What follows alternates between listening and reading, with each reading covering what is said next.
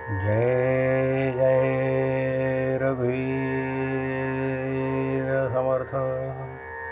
शुका सारिखे पूर्ण वैराग्य ज्यांचे, वसिष्ठा परिज्ञान योगेश्वरांचे. कवी वाल्मिका सारिखा मान्य ऐसा, नमस्कार माझा सद्गुरु रामदासा. जानकी जीवन स्मरण जय जय राम. महारुद्र हनुमान की जय. समर्थ रामदास स्वामी महाराज की जय. जय जय रघुवीर समर्थ.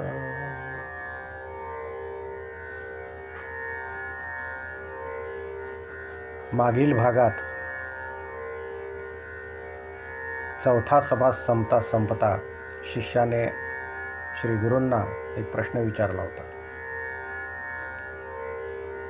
की अंतकाळी मी काय करू, कारण अंतिमती तैसीच गती असे सगळेजण म्हणतात. अंतकाळी ज्या गोष्टीचं स्मरण असतं, अंतकाळी त्या व्यक्तीचं वर्तन जसं असतं किंवा अंतकाळी त्या व्यक्तीची आत्मस्थिती जशी असते तसाच पुढचा जन्म मिळतो असं मी ऐकलं आहे, असं श्री गुरूंना विचारलं गेलं. त्यासाठी मी काय करू, कोणती साधना करू, कोणाचं नामस्मरण करू आणि कधीपासून सुरुवात करू, हे प्रश्न आपले आहेत. आपले म्हणजे सर्वांचे आहेत, कुणा एकाचे हे प्रश्न नाही आहेत. कुणालाही असं वाटणं साहजिक आहे की ठीक आहे, हा जन्म माझा गेला असेल असाच, पण येणाऱ्या जन्मात तरी माझी साधना व्हावी आणि त्यासाठी आजपासून अंतिम क्षणी मी कोणतं साधन करावं हे विचारून ठेवा. अंतिम क्षणीचं जर साधन उत्तम असेल तर मग मला जन्मही उत्तम मिळेल अशी साधारण आपली धारणा असते. म्हणून हा आपलाच हा प्रश्न आहे असं समजायला हरकत नाही. पण एक लक्षात घ्या, अंतकाळी कोणाचे स्मरण करावे, कोणाचा जप करावा, कोणाचा धावा करावा, हे सगळे प्रश्न अनाठायी आहेत. कारण अंतकाळ केव्हा आहे, कधी आहे, कसा आहे हे कुणालाही माहीत नाही. एक गोष्ट आठवते, आम्ही महाविद्यालयात शिकत असताना आमचा एक वर्गमित्र, आमच्या गप्पा सुरू असताना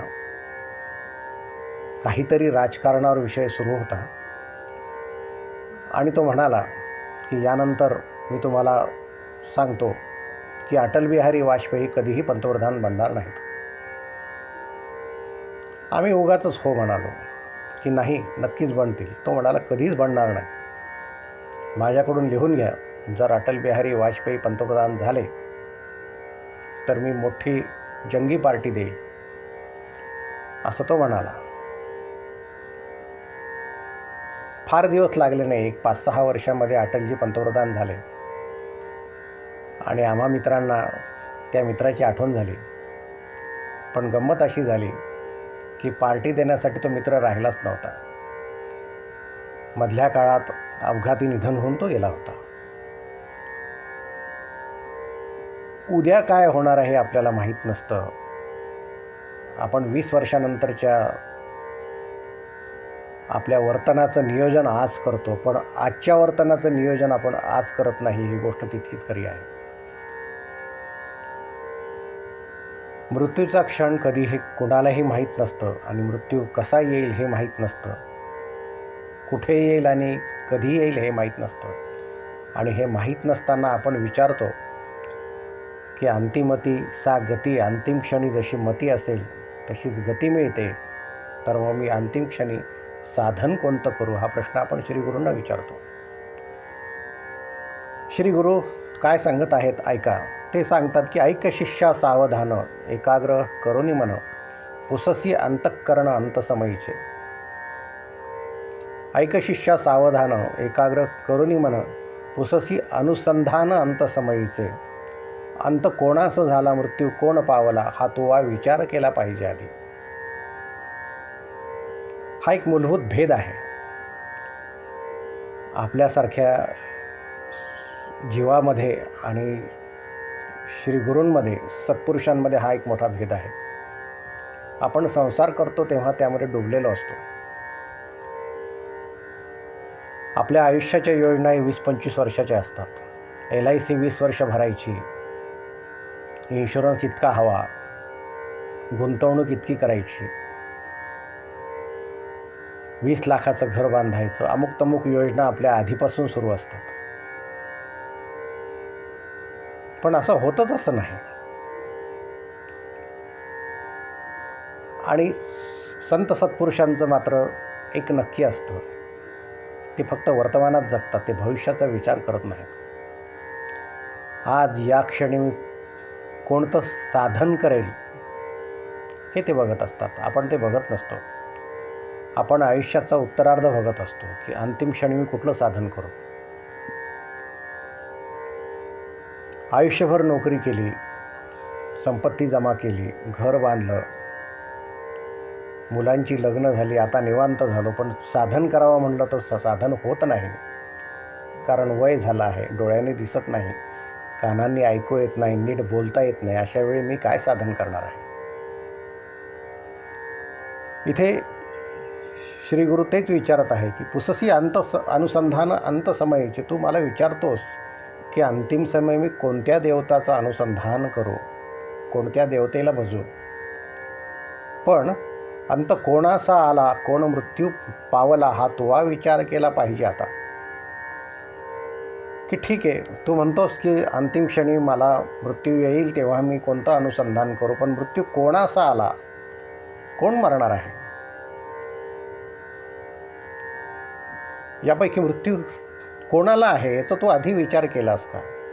तू म्हणतोस मला मृत्यू आहे, पण मी म्हणजे कोण याचा विचार तू केलास आहे. खरे जे ज्ञानी लोक असतात, संत सत्पुरुष असतात, त्यांचं ज्ञात्याचं खरं लक्षण हे देहनिरपेक्ष असण्यावरच असतं.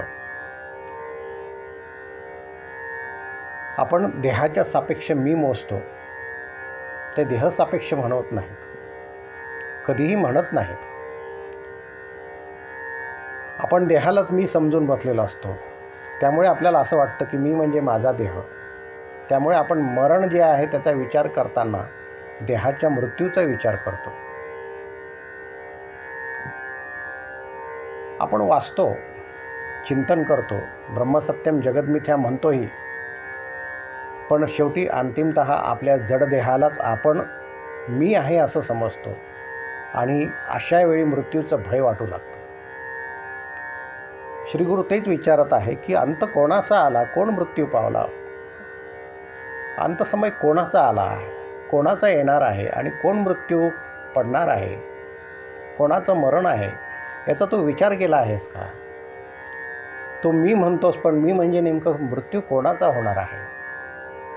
श्री गुरु सांगतात की अंत आत्मयाच्या माथा हे तो न घडे सर्वथा. स्वरूपी मरणाची वार्ता बोलूच नाही. स्वरूपी अंत नाही येथे पाहणे नलगे काही. मृगजळाची डोही बुडो नको. कोण मरणार आहे, देह की आत्मा. आत्म्याला तर मरण नाही आहे आणि देहात चेतनाच नाही आहे. मृत्यू झाल्यानंतर काय होतं, देह तर जागेवरच असतो ना. म्हणजे देहाला मरण नाही आहे, देह मुळातच जड आहे. मृत्यू झाल्यानंतर आपण जडदेहामध्ये काहीही शिल्लक राहिलं नाही, कसलीही चेतना नाही, म्हणून आपण जडदेह उचलतो आणि त्याचे अंत्यसंस्कार करतो. म्हणजे जडाला मृत्यू नाही. बरं, आत्म्याला मृत्यूच नाही आहे. आपण गीतेमध्ये वाचलेलं असतं, नैनम छिंदंती शस्त्राणी नैनम दहती पावकः न चैनम क्लेदयन्त्यापो न शोषयती मारुतः. हा शस्त्राने कापला जात नाही, हा अग्नीत भाजला जात नाही, हा पाण्याने भिजत नाही, वाऱ्याने उडून जात नाही, असा माझा आत्मा, त्याला मृत्यूच नाही, तो अमर आहे. म्हणजे एकीकडे जडदेहालाही मृत्यू नाही आणि एकीकडे आत्म्यालाही मृत्यू नाही. मग मृत्यू कशाचा होतो? श्री गुरु सांगतात की अंत आत्मयाच्या माता हे तो न घडे सर्वथा. आत्मा मेला वगैरे असं काही म्हणू नकोस, कारण आत्म्याला मुळात मृत्यूच नसतो. आणि स्वरूपी मरणाची वार्ता बोलूच नाही. तू कोण आहे? तू आत्माराम आहे, स्वरूप आहे तुझं, ते चिरंतन आहे, शाश्वत आहे. त्याला मृत्यूचा स्पर्श करणे, त्याचा मृत्यू होईल अशी कल्पना करणे म्हणजे मृगजळाचा शोध घेणे आहे. स्वरूपी अंत नाही येथे पाहणे नलगे काही, मृगजळाची डोही बुडोच नको. स्वरूपाचा मृत्यू म्हणजे फक्त मृगजळ आहे आणि मृगजळात तू स्वतः बुडून मरणार आहेस. मुळात मृगजळ हे तरी सत्य आहे काय? समजा कोणी आपल्याला येऊन सांगितलं की अमुक तमुक व्यक्ती मृगजळात बुडून मेली, तर आपण विश्वास ठेवू का? आपण त्याला हेच विचारू की अहो मृगजळात कसं काय बुडाल? मुळात मृगजळ नसतेच. काल्पनिक अशा जळामध्ये माणूस बुडेल कसा? मनुष्याचं स्वरूप असंच आहे, काल्पनिक आहे. म्हणजे देहाला मृत्यू नाही आणि आत्म्यालाही मृत्यू नाही. देह आणि आत्मा या दोघांनाही जर मृत्यू नसेल तर मग मृत्यू कोणाला आहे? म्हणून श्री समर्थ सांगतात की स्वरूपी मरणाची वार्ता बोलोची नाही. मग नेमकं मृत्यू नेमका कोणाचा होतो आणि कसा होतो याचाही शोध घेणं गरजेचं आहे. कारण शेवटी आपण विचारलेलं आहे त्यांना की अंतिमती सा गती, अंतिम क्षणी जी मती आहे तशीच गती मिळते. मग हा अंत कोणाला आहे? हा अंत कोणाला आहे? माझ्या देहालाही नाही, माझ्या आत्म्याला नाही, तर मग मी कोण आहे? हा प्रश्न आहे. आणि हाच प्रश्न घेऊन पुढच्या 21व्या भागामध्ये श्री गुरु आपल्याला उत्तर देणार आहेत. पण याआधी एक गोष्ट आपण लक्षात घ्यायला हवी की अंतिमती असं म्हणताना हा अंत कोणाचा आहे हा विचार आपण निश्चित करायला हवा. पण आपण तो कधीही करत नाही. त्याचं कारण असं असतं, आपण भौतिक जगात वावरत असतो. माझा देह म्हणजेच मी असं आपल्याला वाटतं आणि देह आणि आत्मा यांच्या संयोगाला आपण शाश्वत समजतो. आपला अहंकारही पक्का होतो आणि तो पक्का झालेला अहंकारच आपल्याला बाधतो आणि तो बाधतो म्हणून भय वाटते आणि भय वाटते म्हणून जगण्यापासून आपण दूर जातो. आयुष्यभर घाबरत राहतो. मनुष्य घाबरतो तर कशाला घाबरतो? तर फक्त मृत्यूला घाबरतो. बाकी कशाचंही अंतिम भय माणसाला नसतं. आणि श्री गुरु नेमकं याच भयाला संपवत आहे. ते कसं आता येणाऱ्या भागामध्ये आपण बघूया. हा भाग इथेच आपण संपवूयात, पुढे बघूयात. जय जय रघुवीर समर्थ.